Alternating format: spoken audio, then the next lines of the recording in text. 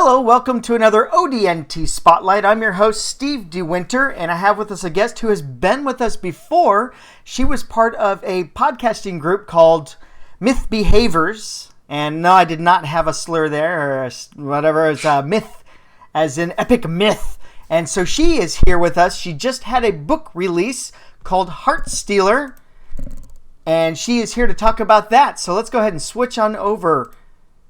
Hello, Katie. Welcome back to ODNT. I'm back. Thank you for having me back. Of course. Thank you for coming back. I feel like I should have my cohorts, but I will do it myself this time. You feel naked and alone. Yeah. All right. So go ahead and tell us a little bit about Heartstealer. Sure. So it is a dark historical fantasy novel following a young widow who's not actually convinced her husband is dead. He apparently died in mysterious circumstances up in some northern backwater, so it's almost like a buddy cop film with magic. A buddy cop with magic. Nice. Well, she goes up, she meets another girl, they start investigating, and then horrible magic and fae folk start appearing, so you know. Magical Nancy Drew. A little older than that. Let's go a little older than that. Gets a little bit grim. Magical V.I. Wachowski. Something like that. Yeah, I started to read through some of the sample on Amazon, and I've got the link to the book Heartstealer on Amazon down below, as well as the blurb from Amazon, so you can read it there, and then you can click the link and check it out.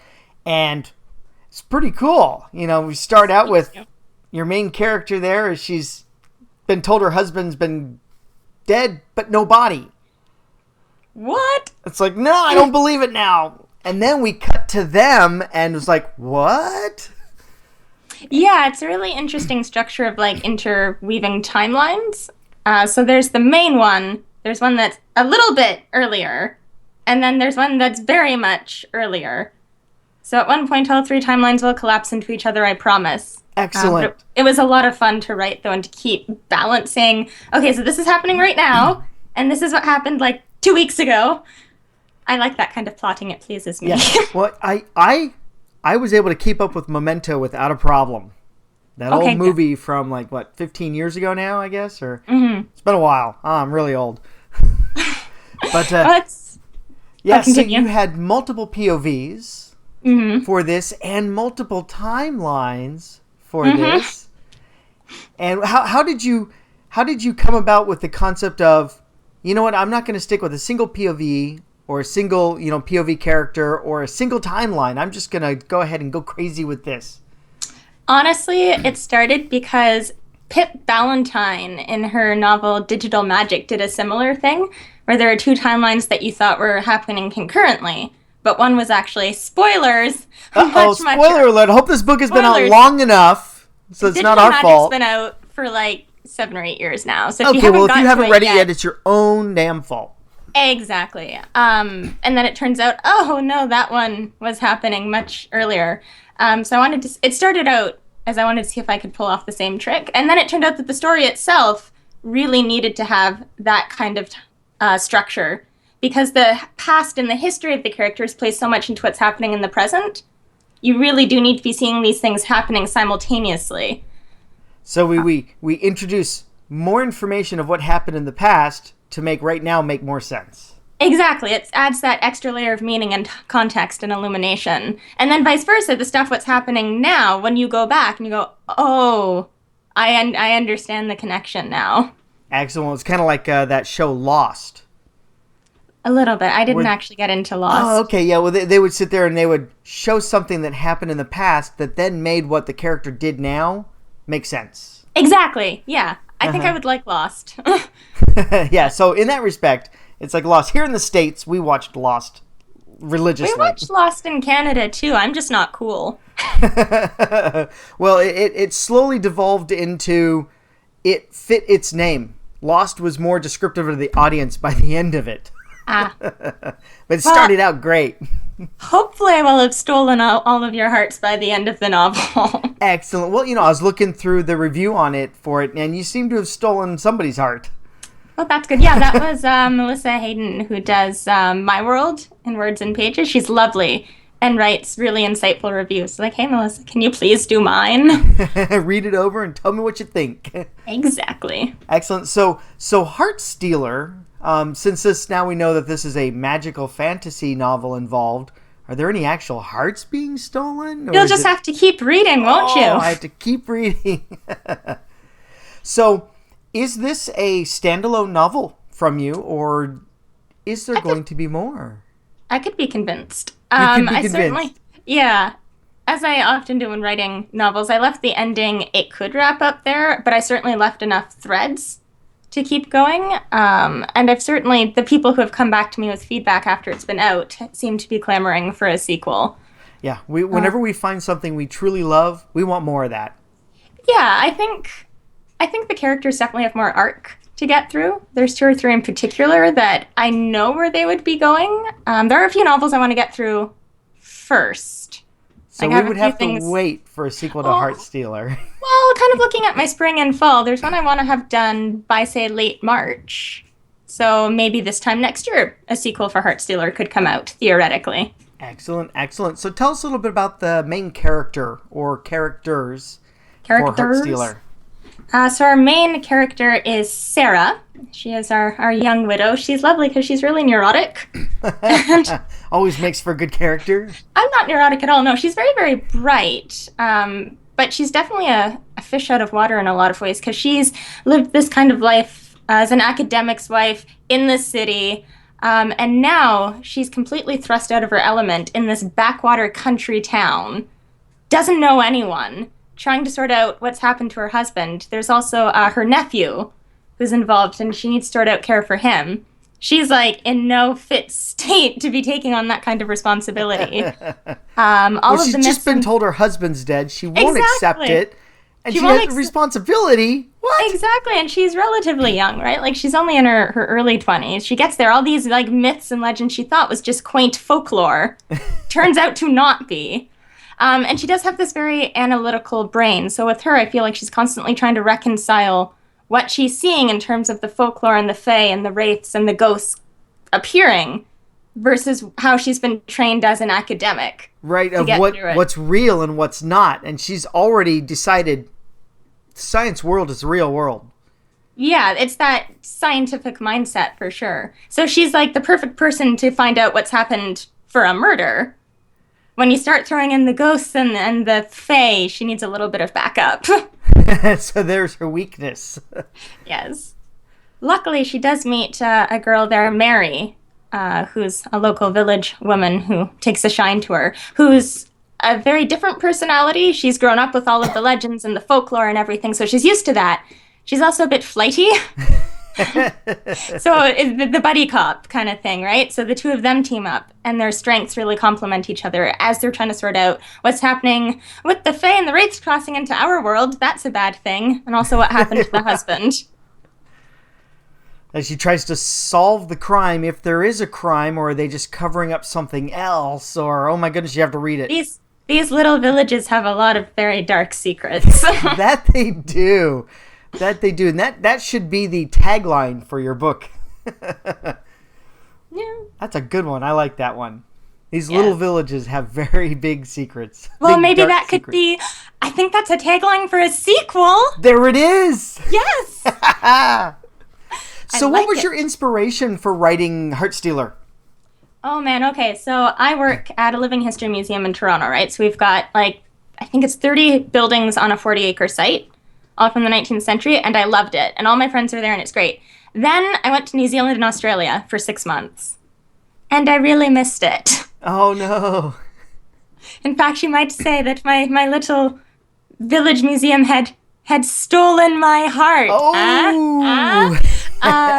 So it is very much my love song to my village and my museum. And the 19th century is an era I'm very, very comfortable in. So it's a love song to all the history I've done as well. But I feel like when I look at my novels and I try to trace where exactly things came from, it's usually like dryer lint. Things just stick together from all sorts of different sources. So definitely the setting love song in terms of the darkness and the wraiths and the folklore, that's always been an interest of mine. Those are cool. So, Yeah, so it's just marrying two things that I really, really liked. Excellent, excellent. And going back to the cover, let me switch over to the other screen here. Actually, I can bring it over on I have top it of us. too. Oh, and there it is. You're holding the book up. So, and there's the cover right there. That is such a cool cover. I love it. This is a Starla Hutchton cover. Starla is an author and a graphic designer. And as you can see, she does very good work. Yeah, amazingly good work. I'm jealous. Oh, my mom. That's been a huge thing, basically, since the cover was revealed, of people really, really liking the cover. I don't blame them. I really like the cover. Yeah, it is just like, it's just amazing. It's perfect. And it's cool, too. I really love the fact that Sarah's cloak ended up on the cover.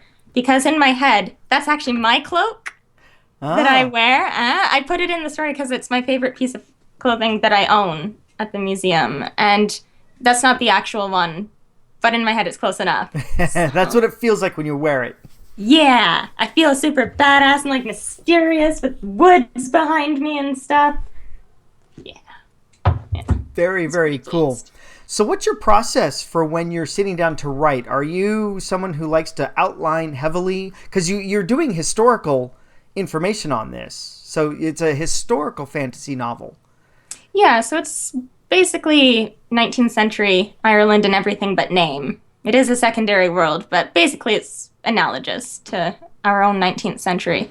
I'm the kind of person who likes to have a loose outline. So I don't break things down chapter by chapter, scene by scene, but I have at least a pretty good bullet list of points that I'm going to hit. So I very rarely will just sit down without any idea and start typing. I like to have some kind of structure. You like to know where the next checkpoint is. I like to know the next landmark, but if there's a really cool detour that's gone somewhere else, I've got enough flexibility to follow that rabbit for a bit. Exactly. Then you know where you can get right back on track. Exactly. Like I have that backbone. So even if we make some digressions along the way, I can still follow my main arc. I'm also a playwright by training. And when you're writing plays, especially, that architecture is so very important, of breaking down the story into acts and then figuring out where certain turning points are. And if you apply the formula to plays, films, books, you'd be surprised at just how often it holds true because it works. Right, and how often we see it when we actually are finally looking for it. Exactly, and how sometimes when a story feels right, like it's something that we kind of sense at the gut level of, yes, this is doing what it's supposed to be doing. And then you apply the skeleton of play structure on top of it. It fits really, really well. So you've also done screenplays and... stage plays. Not movie screenplays, but stage. Yes, stage, yeah. I've had a few plays produced, mostly when I was a bit younger. Although I do write for the museum sometimes stage plays. And I wrote an opera, actually, like last year. Woo. Was it last year? Last year or the year before, I don't remember. So you've taken the skill of a stage play where you have the points and the actual structure, because you're saying we want to run this in a specific time slot too, right? Mm-hmm. And so you've taken that and used that to say, here's how a good story can be told. Well, stories are stories, right? So right. A similar structure for a play will often work for a novel. Not all the time. But 3-act structure, I'm pretty sure novelists learn that. Short story writers learn that. I think it's partly how you execute it and on what scale you execute it that will make a big difference. Exactly. So when you were writing out Heartstealer, mm-hmm. how much of you did you put into any of the characters? I feel like, much like actors, all characters are partly you. They have to be, because you have to find something within yourself if they're going to live. So people see certain parallels. The cloak.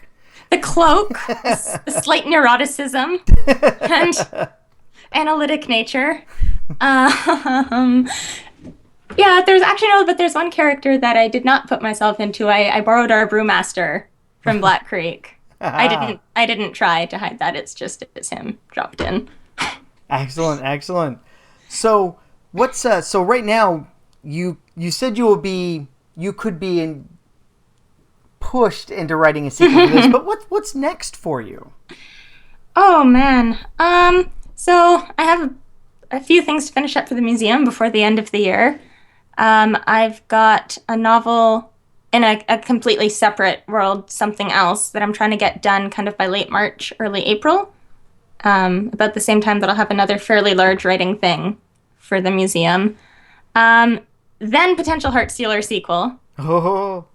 I don't know how much of this I can talk about, but you might have seen on the internet that Ed Greenwood of the Forgotten Realms has a cool collaborative thing that he's doing, wherein he's got a number of worlds that he's created, and he's getting creatives to write short stories and novels, and other sorts of creative endeavors. I think there's some where you can do like music, say, or audio dramas. Right. So the first one, Helma's coming out on Halloween, the first world. Oh, nice. And then there's a few others that are going to be announced throughout November. Let's just say that I'm in 2. Ooh. And I'm writing more than one novel. Oh, very nice, very nice. So what's coming out? Are these audio dramas coming out? They might eventually be turned into audio dramas, I guess, but they will be novels. Oh, okay. Great. So excellent. I think all of that's going to keep me very busy. Yes, it sounds like your schedule is packed. Oh, well. I like to keep busy. It's always good to be doing something. I think, and especially if you can be very diverse and very versatile in what you're doing. Right. Well, and so it's not just novels. The diversity. We talked earlier about possibly mentioning podcasting. Yes. As well. So on top of all this writing that we just got done talking about, there's other things you do. Yeah, I have a podcast. It was a 9-part audio drama called Coxwood History Fun Park. It was a very different love song. I show affection for things by mocking them sometimes. Uh-oh, I hope you don't like me. I only said sometimes. So that was basically, it's the podcast I wanted to do for my museum if they'd let me. And if all of the terrible, horrible things I claim happened actually did. So once again, there's ghosts. There's a goblin that lives under the stairs. It's like Night Vale meets a museum run by Stephen King. Oh, man. Paul Ellis, my myth-behaving comrade, voices a murderous groundhog. So it's a lot of fun. So I do that. I also have a one-woman audio drama that I'm actually trying to get funding for from the Ontario Arts Council. Oh. Yeah, because it's centered, you can see where my mind goes, it's centered around Canadian folklore. Oh, neat. Yeah, and I'm Canadian, and my voice actress is Canadian. So, hello. So, I would like Canada, some Canadian... pay come attention. on, government, I would like some Canadian money. Right. So that one was pretty cool. I took 5 traditional Canadian stories and strung them together into a narrative. And then it had a framing narrative around it. Ah, so they're all linked. They're all linked, exactly. And then the last story is an original fairy tale that, much like Heartstealer, where the jumping back and forth through timelines makes everything make sense somehow in the end. The more we mix it up, the more it makes sense. Yeah. Clearly my mind is a very strange place, but that's okay. Well, you're leading us on a journey of discovery. I like playing with the reader, I think is what it comes down to. I've actually just been reading a lot of Agatha Christie lately, and she is the best-selling author after the Bible and Shakespeare for a reason, which is that she totally plays with the reader the whole time, the entire book. And I really like the way she plots because she's setting up these structures very carefully and very deliberately. And I've read enough of her to know, like, if she makes a mention of something, okay, that's significant. I don't know how, but I see what you did there. Shall we dance, Agatha? Shall we dance? Yeah, right. It's a meeting of the minds as you compete. Can I figure out before you tell me? Yeah, exactly. But that kind of really tricky, but also very playful way of plotting. And despite the fact that she writes about murder, actually I write about murders too. The subject matter I think can be quite dark, but the intention and the way you go about plotting that kind of story, I think it is very playful. So on the one hand, I do want to mess with the reader's head a little bit, and I want to have that sleight of hand and misdirection. Because I'm a terrible person and it brings me joy. The schadenfreude, joy from the misery of others. Yes. I don't want to make you miserable. I just want to go, ha! I made you think one thing, but actually it was this. Ha ha! And when you go back now and look, you will see what I did. So, on a second reading of Heartstealer, you go, of course! Of course! Hopefully. Yeah. Hopefully. I don't think anyone's read it twice in the 2 weeks it's been out. Yeah, it's pretty new. It's pretty new. It's pretty new. But if anyone would like to read it twice and get back to me, I'll buy you a beer or something. Oh, there you go. So I've got the link for Heartstealer on Amazon just down below. If you're watching this embedded on another website, click the little button over that says watch on YouTube, and then you can see all the description down below. And I've got the Amazon link, as well as you can connect with KT. I've got her website, her Facebook, her Twitter, so that you can stalk KT and get that beer from her. Yes, I'm good with beer. I'm a beer expert according to my job description. So, it's in the job description now.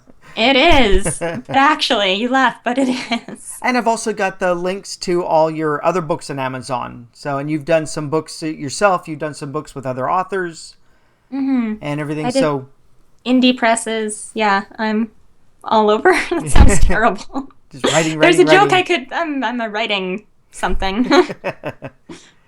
That's excellent. So I've pretty much hit all the questions I had about Heartstealer and other stuff. Is there anything else before we close down the interview that you would like the people watching or potential readers of Heartstealer to know?